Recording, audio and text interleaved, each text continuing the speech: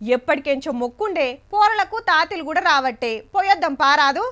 ఊరికి ఇన్నిసార్లు వస్తున్నాం గాని ఎప్పుడుగా కొండ మీదకైతే ఎక్కకపోతిమి. ఓ పారి పోయొద్దామా? ఇన్నేండ్లైనా బంద వస్తుంది కోట, ఎప్పుడు కట్టిండ్రో. అబ్బా, గింత ఎండాకాలంలో కూడా గుట్టల మించి నీళ్ళు ఎట్లొస్తున్నాయో. తీర్వాటం చేసుకొని ఊర్లన్నీ రౌండ్ వేస్తుండొచ్చురు మంచిగా. అయితే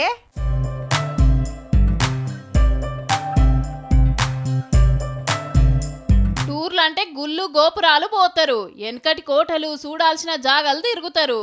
కానీ ఇప్పుడు కొత్త ట్రెండ్ నడుస్తుందబ్బా, ఆస్ట్రో టూరిజం.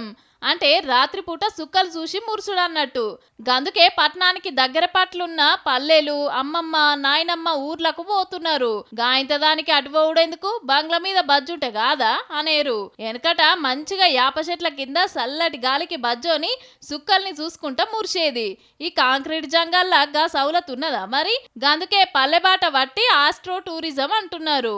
మిద్ద మీద పడుకొని చుక్కల్ని చూసుకుంటూ పడుకునే వాళ్ళం. అప్పుడు చాలా చల్లగా ఉండేది వాతావరణం.